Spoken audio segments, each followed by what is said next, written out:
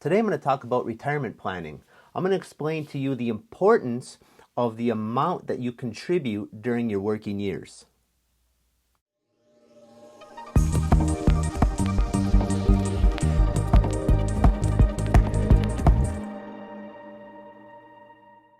Before we get started today, I would like to encourage you to hit that subscribe button. It'll help us to provide you more content like this in the future.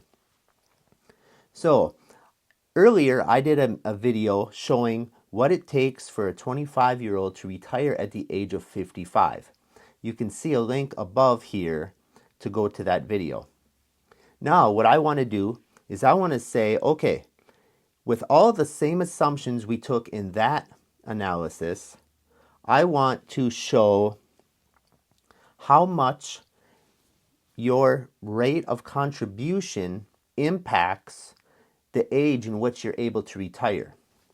So basically, if you want to reduce your contribution level through your working years, how much longer are you going to have to work in order to retire? So in the previous video, we had retirement contributions at 16%. In the case of this example, I'm reducing that down in half to 8%. Now, I understand it's hard to set aside this money for retirement, but the advice I have for you is just do it. It comes out of your paycheck before you even see it. Therefore, the higher amount you put in, the sooner you'll be able to retire. So in any case, we reduce this down to 8%. Now that does include the employer's match.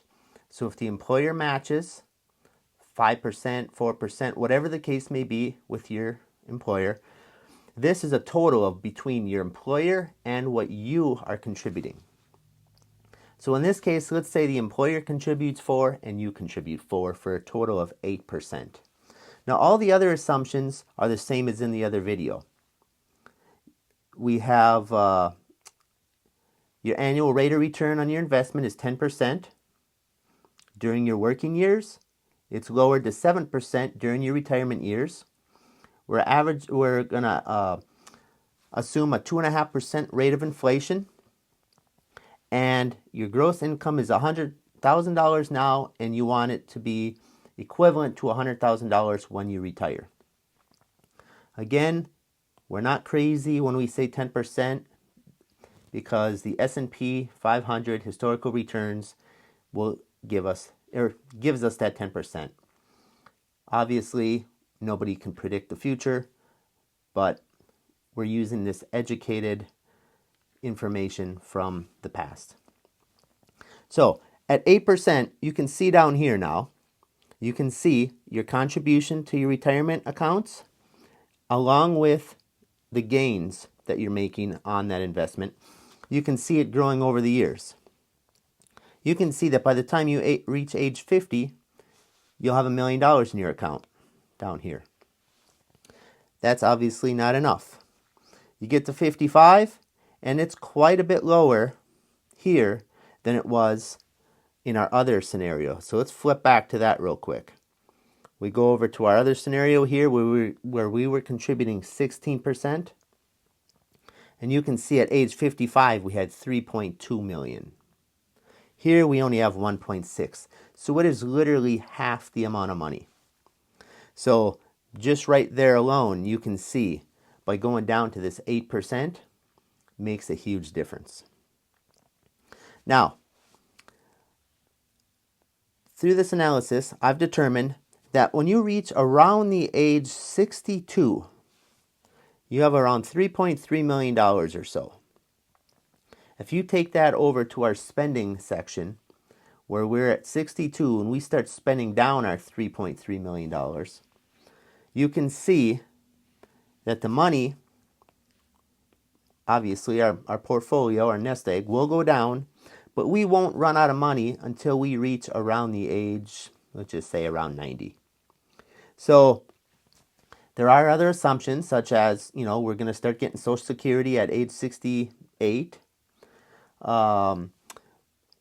We are going to still have our adjusted gross income of $100,000 adjusted for the current year in due to inflation.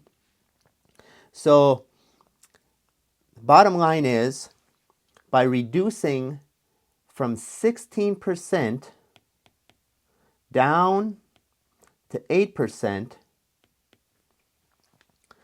it's going to add 7 years to the amount of time that you need to work until you can retire with the same amount of money that you would have if you would have contributed the 16%.